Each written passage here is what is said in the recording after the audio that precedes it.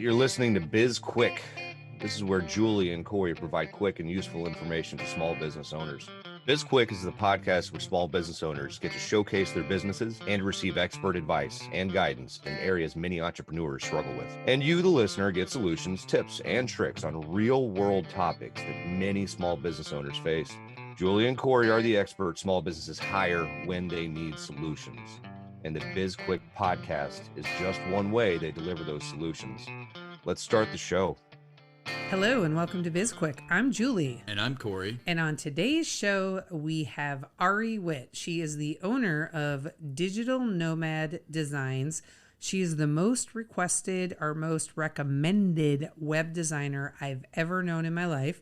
She's from San Diego, California, and she has set out on a quest in 2021 to make herself continuously uncomfortable. So we're really looking forward to talking to Ari.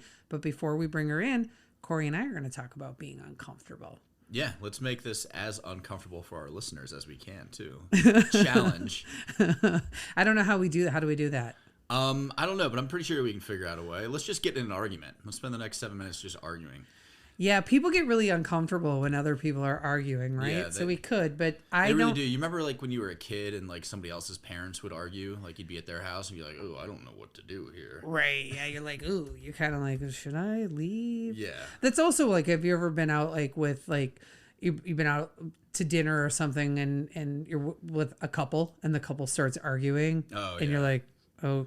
I actually don't mind that because I'm like, I can ignore it. Well, whatever, because I've grown up and I can just ignore that and be like, whatever. Oh, Corey, you've grown up, have you really? Well, from being awkward around like parents, okay, like, my friends' parents arguing versus just whatever out with a couple, they just argue like, all right, whatever, jerks. I'm gonna continue with my life. You guys can ruin the night. Yeah. Ooh, you know what? When we're talking about uncomfortable, I just thought about this and I want to bring it up. I have the one thing.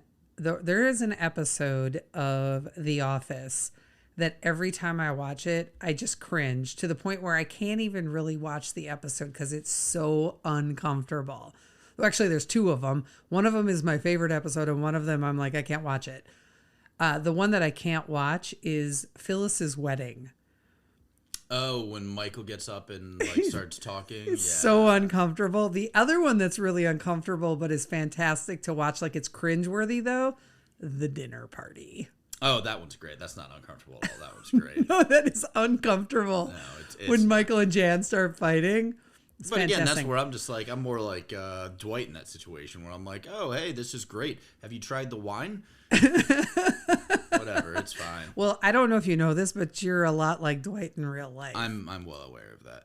But for me, not like a making other people uncomfortable or being made uncomfortable by other people. Do you ever strive to put yourself in situations where you are uncomfortable or where you make yourself uncomfortable so you can grow? Honestly, not really. I don't think I've ever gone out of my way to do it. I mean, launching SB Pace and a lot of the stuff that we've been doing has been in kind of put me in new territories. For instance, not being on social media or trying to stay off the internet as much as possible, and I've had to give that up obviously for this business. We've got a podcast. Thank you. I still don't like it, but no, I'm like, I don't know. I don't know if that's a good thing or a bad thing. I don't really like try to make myself uncomfortable in that instant, like in that way, I guess. Yeah, I know that, you really, before we started, there was pretty much not a lot of presence of you on the internet. So getting you to do videos and put them on YouTube or videos for SB Pace and put them on our Instagram channel was a big thing.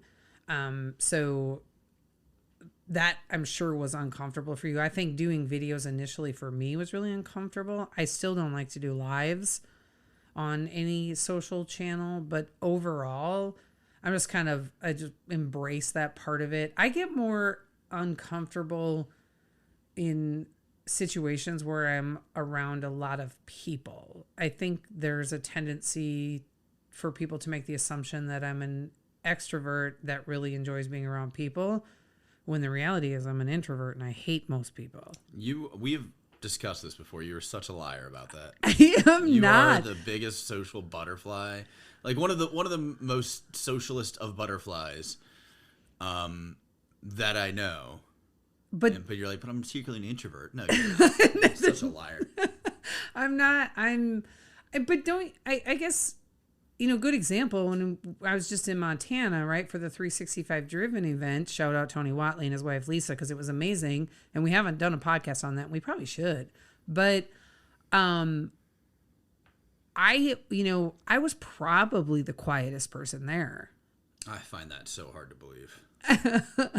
It's true though. I'm more of a lurker and a watcher. I just like to, like, I'll talk to people. I don't mind talking to people, but I'm not comfortable. Like I never set out to be like the center of attention.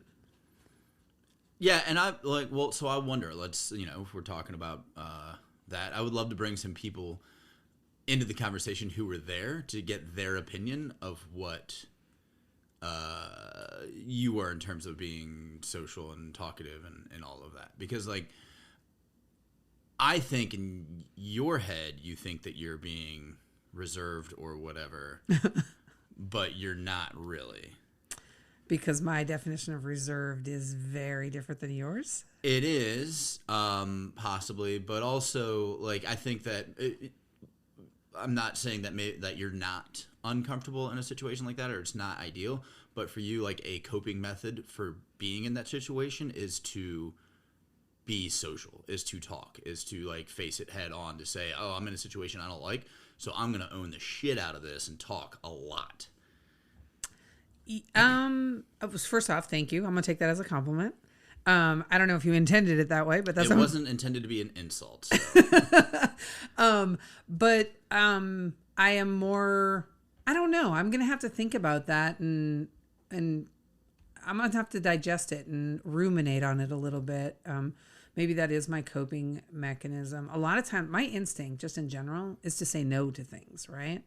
Like, no, I don't want to do that. And when I know instinctively that I want to say no, I almost always force myself to say yes, because I feel like it's going to be a really big opportunity. I don't know if you know this or not. I wanted to cancel going to Montana. I didn't want to go for a number of reasons.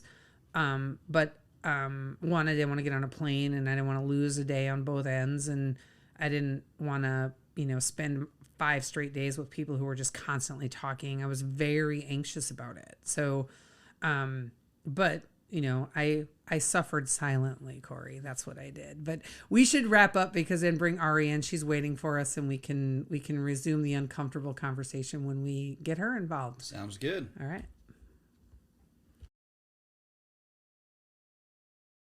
Hey everyone. If you're like most entrepreneurs out there, time is not something you ever seem to have enough of. We get it. There are a million things that need your attention, both in business and in your personal life. That's why we created Time Bomb. This is a self-paced course designed to help you determine what your time is worth and where you should be spending those precious hours every day. Right now, we have an option to buy the bundle, which also includes products designed to help you become more efficient with your time. It's a $70 deal you're getting for only an additional $30. Head on over to sbpace.com to learn more. Time Bomb. Take control of your calendar, gain control of your life. All right, welcome back. We've got Ari Witt with us now. Ari, welcome to the show. Thank you. I'm so happy to be here. Yeah, we're excited to have you. And we're going to start off with asking you to tell us about your biggest failure. Ooh, okay. I like that question, jumping right into it. All right. Let's see. I feel like this is the type of question I should have at the top of my head. I do have a lot from when I first started my business. So I'll definitely talk about one of those.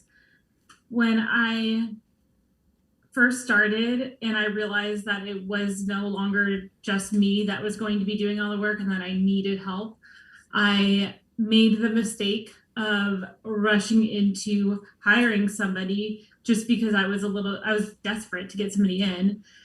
So I did a couple of interviews that I was like, okay, I need somebody in right now. So I hired somebody, and they were a big disappointment. It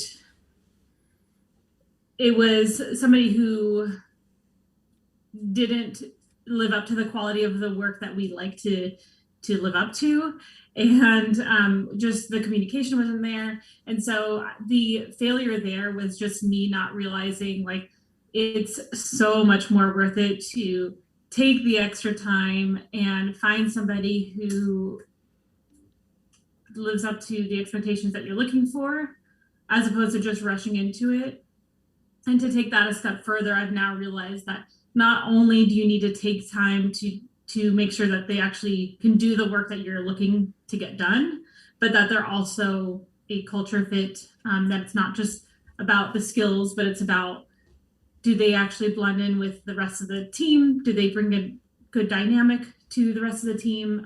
And yeah, are they a culture fit? Do they align with the core values that you represent? So that was a failure in the beginning, something that I have learned from ever since then. And I feel pretty confident about our hiring process now because of that. And for everybody out there listening, that was not a scripted question or answer.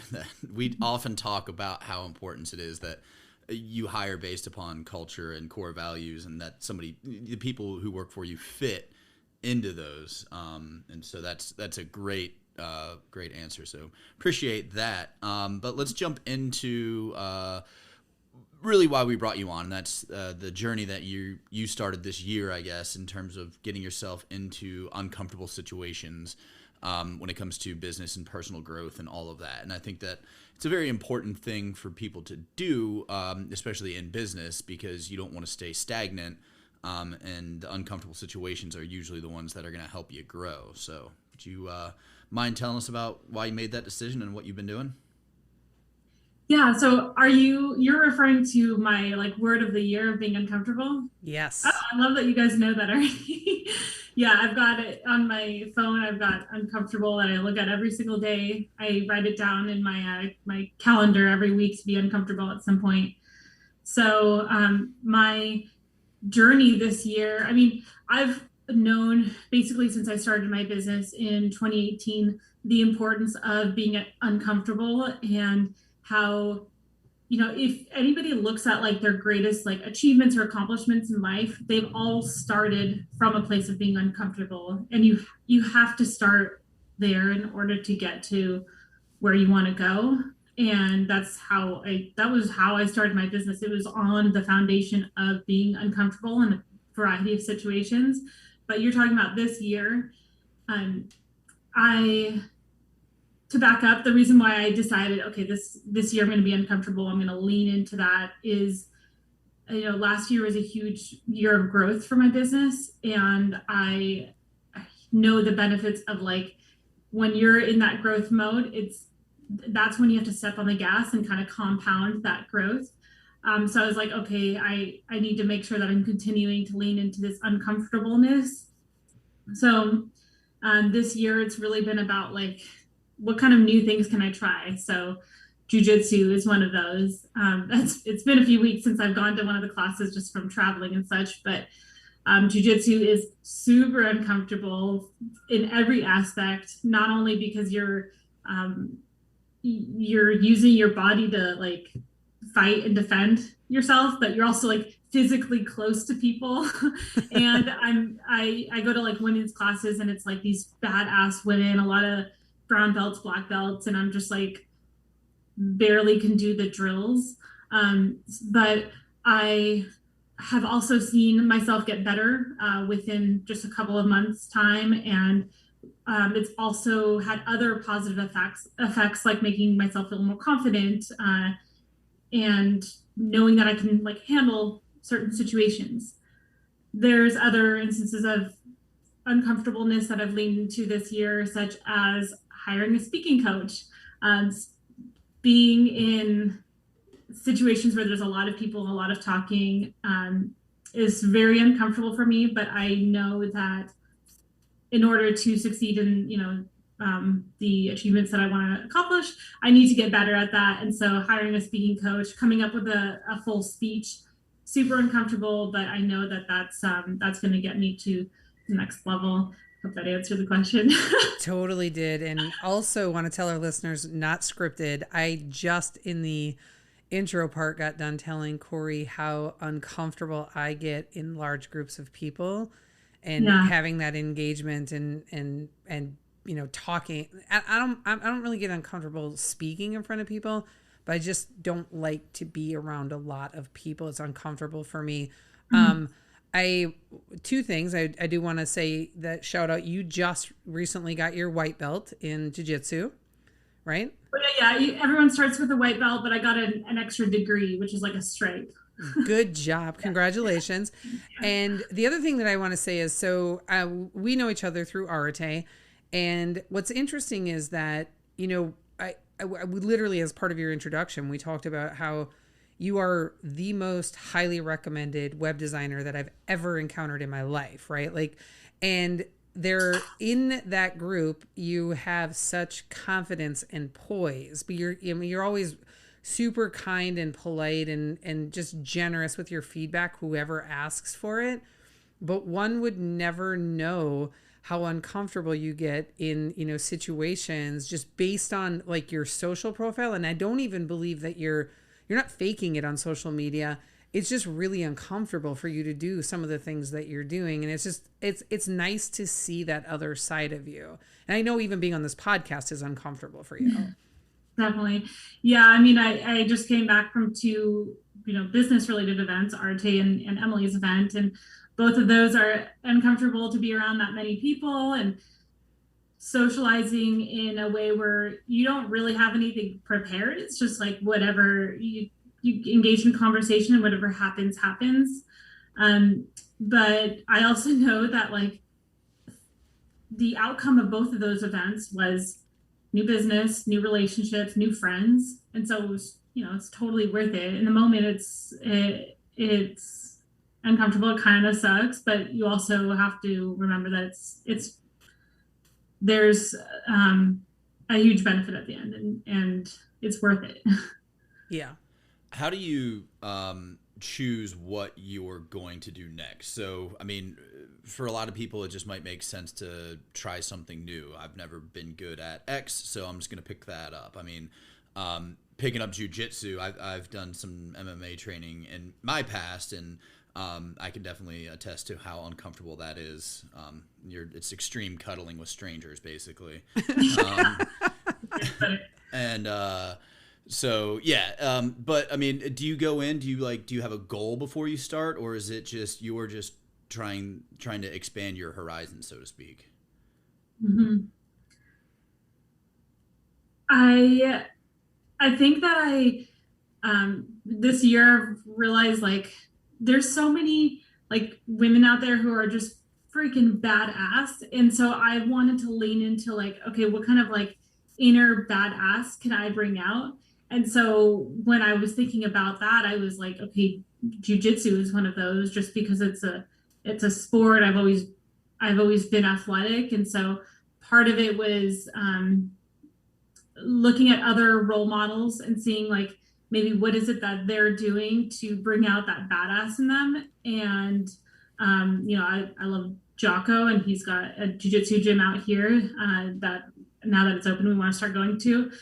And then as far as speaking, like there's a lot of really well-spoken women out there who do speaking engagements, and not that I necessarily want to do that, at least not yet, but seeing those kinds of people as role models makes me want to do that as well. It makes me like want to lean into that and realize that if they're doing that to become their better versions of themselves, then I want to do that too. So how do I choose the next thing? I think it's just being inspired by other like role models that are out there and seeing like what's the next thing that's going to make me lean into that badassness.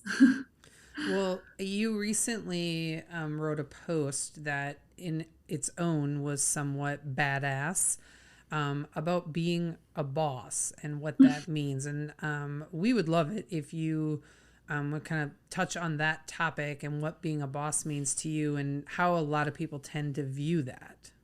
Mm-hmm. Yeah, so that definitely got a lot, like some nice engagement. People, agreed with it.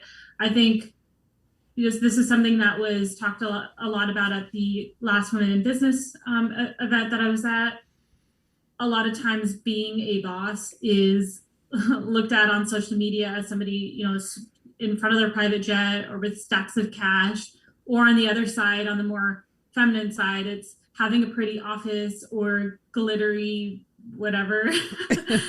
and and it's so much more about like the grittiness of owning a business, and it's getting in the trenches, doing the work that maybe nobody else like wants to do, and so it's staying up late and getting up early if it's necessary, but it's also building and empowering your team. And really the last couple months, my mindset as far as being a boss has shifted to, like, I think the old term is of being a boss is more like putting your feet up on the desk and, telling people what to do. But it's to me, it's so much more about like, how can I help this team member grow? How can I provide them the resources to learn what they want to learn? Like, we've got a few UX designers. One of them wants to learn more about animation and motion design. So maybe it's, how can I provide you a class to learn more about it? Or we're all remote, so maybe it's, how can I find a way for us to all meet up in person, and just finding ways to like empower the team and help them grow. I think is so much more of a boss than the old term of kicking your feet up and telling people what to do. And then also there's an internal part where it's, how can I better myself?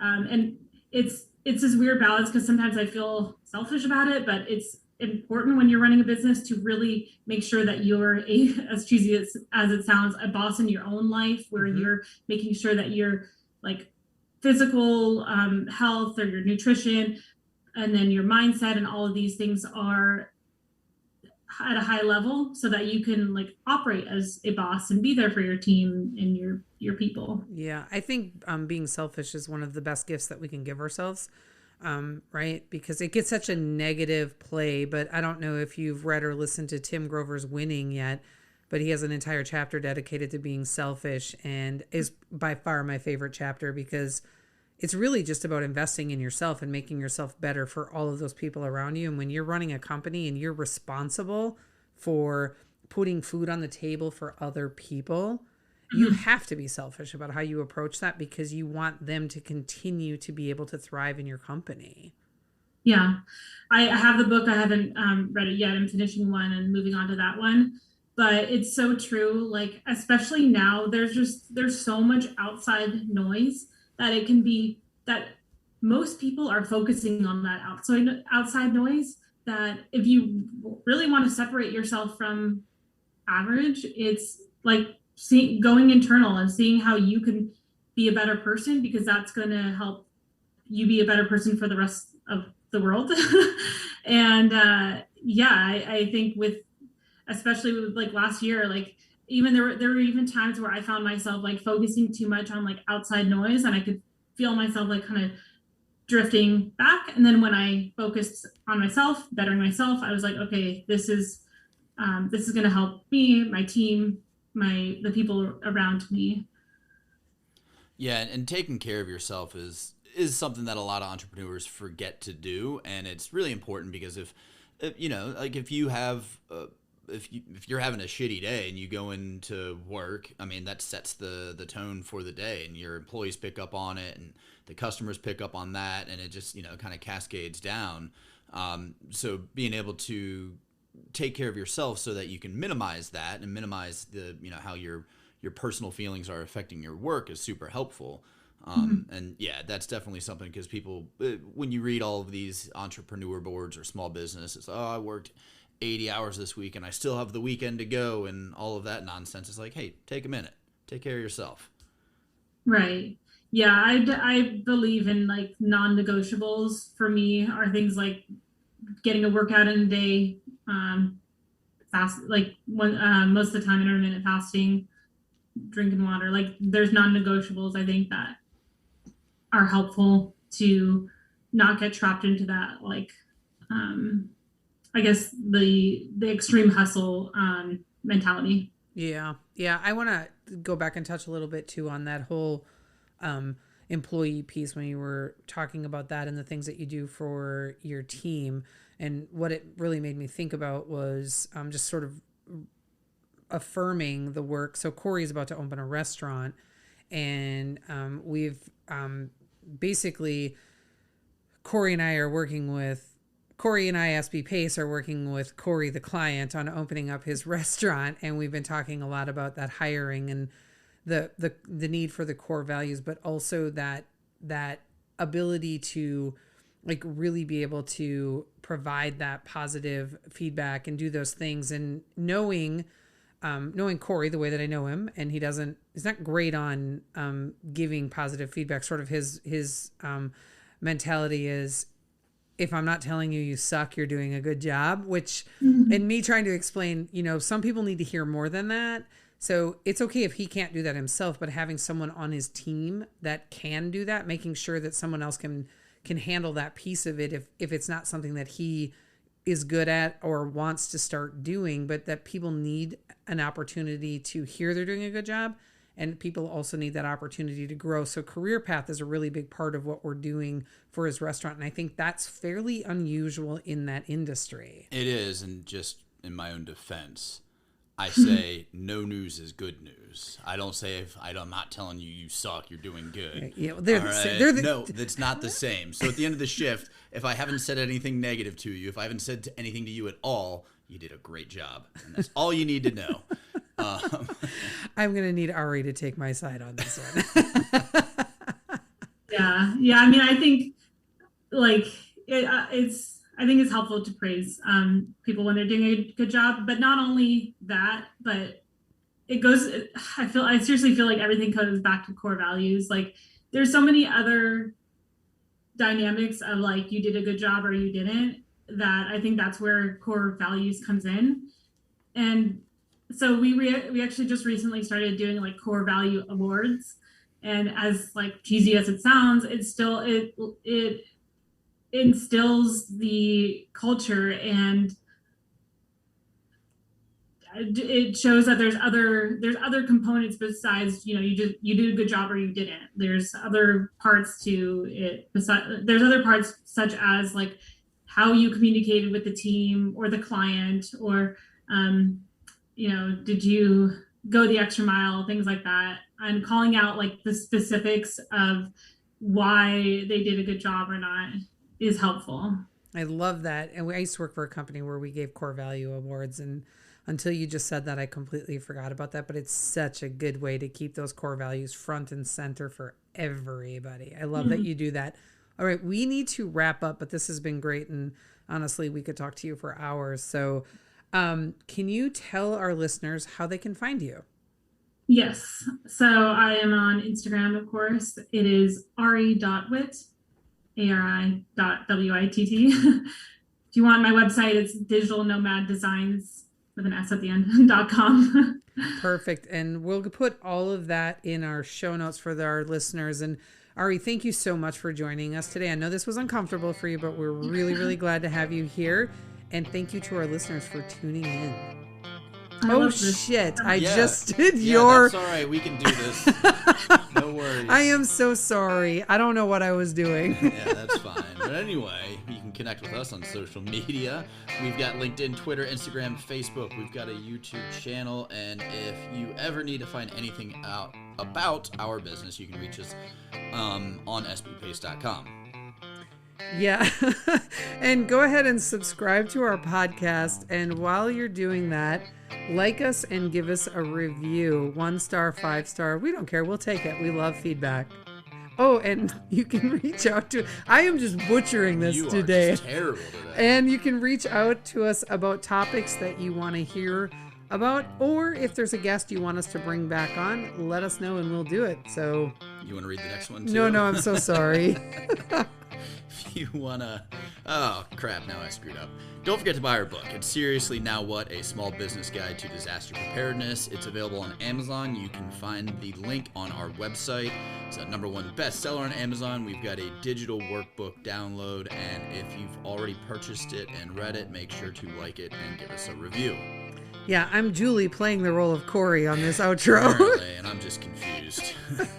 This was BizQuik, helping small businesses across America.